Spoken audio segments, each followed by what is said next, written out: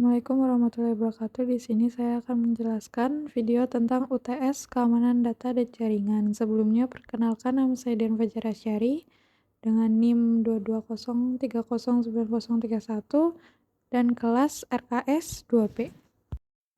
Ini adalah contoh email yang selamat dari kebocoran data.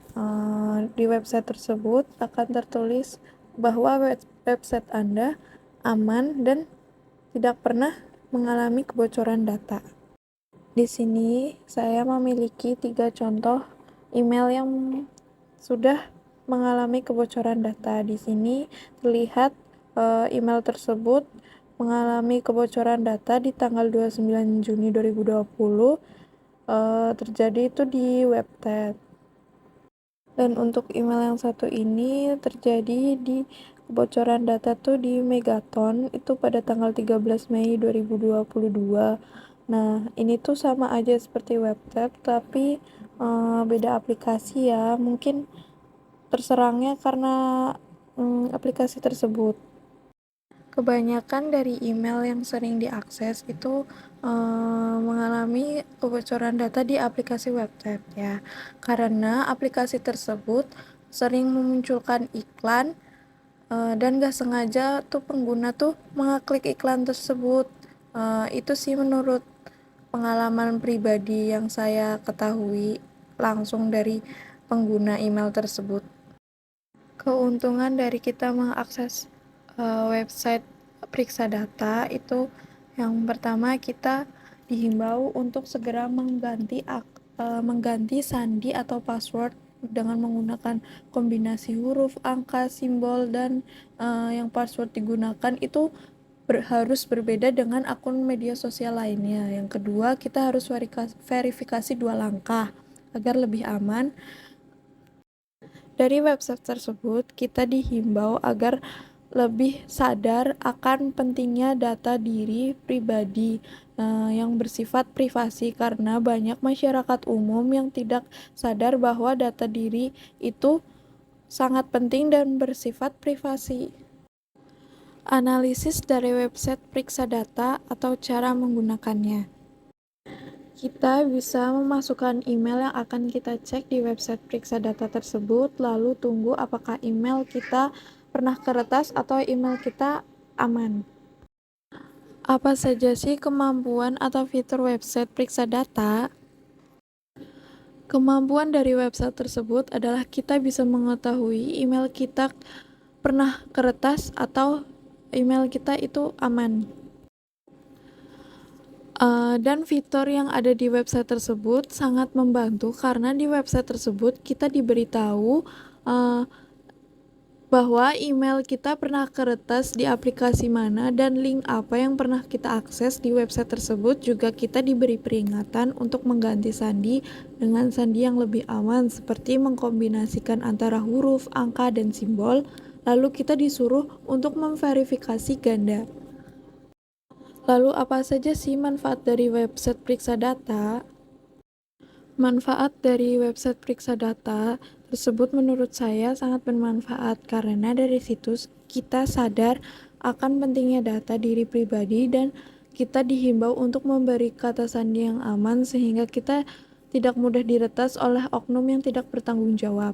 Selain itu, manfaat dari website periksa data tersebut adalah untuk memberikan informasi dan panduan tentang cara memeriksa data yang dibutuhkan sehingga dapat membantu pengguna untuk menyelesaikan masalah atau mendapatkan informasi yang dibutuhkan.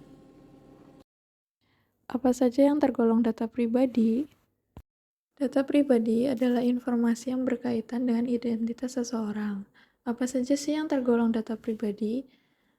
Itu ada nama, alamat, nomor KTP, NIK, nomor kartu kredit. Itu adalah data atau informasi pribadi yang bersifat rahasia. Penyebab kebocoran data tersebut dan cara menghindarinya. Penyebab kebocoran data bisa disebabkan oleh si pemilik yang kurangnya pengetahuan pentingnya data diri dan juga bisa disebabkan oleh peretas atau hacker. Serangannya biasanya itu di malware, ransomware, phishing attack, dan click checking. Ada beberapa cara untuk menghindari kebocoran data, sebagai berikut. Yang pertama, menggunakan password yang unik. Menggunakan seperti mengkombinasikan antara huruf, angka, dan simbol. Yang kedua, menghindari membuka email sembarangan. Menghindari membuka email atau lampiran yang sumbernya tidak dikenal dan terlihat mencurigakan. Yang ketiga, itu menghindari menyebarluaskan data diri pribadi ke media sosial. Yang keempat, itu tidak menggunakan jaringan wifi di tempat umum yang mencurigakan. Metode-metode yang digunakan sebagai bentuk ancaman tersebut. Yang pertama itu ada hacking. Hacking adalah dapat meretas data atau file menggunakan jaringan internet atau wifi. Yang kedua itu ada phishing attack. Ini adalah jenis penipuan yang meniru website resmi atau memalsukan website tersebut untuk mencuri informasi pribadi. Dan yang terakhir, click checking. Ini adalah salah satu usaha hacker untuk menjebak kita masuk ke situs web menggunakan link yang tidak aman atau tidak menggunakan protokol HTTPS. Di situ, hacker meniru persis tampilan sebuah website sehingga kita disuruh memasukkan username dan kata sandi benar di web tersebut. Sandi kita tidak terlihat, namun di hacker tersebut itu seperti data diri yang telanjang atau data diri yang transparan, sehingga dengan mudah hacker mengetahui username dan password kita. Di sini ada 3 contoh kasus. Yang pertama, hacking. Hacking internet merupakan salah satu akses yang sangat diperlukan oleh sebuah perusahaan. Jadi, bagi individu atau karyawan dihimbau untuk lebih berhati-hati dalam menggunakan akses internet atau Wi-Fi. Salah satunya yaitu seperti kasus kebocoran data pengguna di Tokopedia. Yang kedua ada phishing attack. Ini merupakan pemindaian data yang tidak sah atau bisa disebut dengan penyalinan atau mentransfer data yang tidak sah. Ini biasa dilakukan secara manual oleh seseorang yang memiliki akses Anda atau dapat melalui program yang berbahaya. Data dapat dicuri melalui penyusupan akun yang memiliki akses data Anda atau melalui pihak ketiga. Sering terjadi di aplikasi seperti Dana dan lainnya. Dan yang ketiga ada click checking. Adalah teknik serangan yang menyamar sebagai website terpercaya guna mengelabuhi pengguna. Biasanya menggunakan elemen HTML yang bersifat transparan guna mencuri data pribadi pengguna yang bersifat sensitif dan dialihkan ke situs yang berbahaya seperti transfer uang, pembelian produk online, dan lain-lain. Pernah terjadi di aplikasi Bukalapak. Ancaman hukuman bagi pelaku phishing attack. Yang pertama itu ada di pasal 28 ayat 1 UU ITE. Itu berisi pidana penjara paling lama 6 tahun dan atau denda paling banyak 1 miliar. Yang kedua ada pasal 45A ayat 1 UU ITE. Pidana penjara paling lama 12 tahun dan atau denda paling banyak 12 miliar jika perbuatan tersebut mengakibatkan kerugian yang cukup besar. Ancaman hukuman bagi pelaku click checking. Click checking dapat dianggap sebagai bentuk cybercrime dan dapat dikenakan sanksi pidana berdasarkan Undang-Undang Nomor 11 Tahun 2008 tentang Informasi dan Transaksi Elektronik.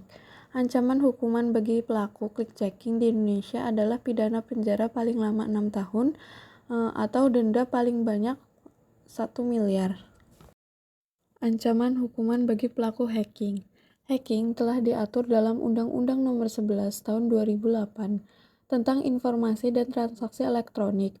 Pasal 30 ayat 1 IITE menyatakan bahwa dengan sengaja dan tanpa hak atau melawan hukum mengakses komputer atau sistem elektronik orang lain. Itu ancaman hukumannya itu ada di pasal 30 ayat 2, pasal 46 ayat 1, pasal 46 ayat 2. Terima kasih, sekian video presentasi UTS saya dan terima kasih atas waktunya. Wassalamualaikum warahmatullahi wabarakatuh.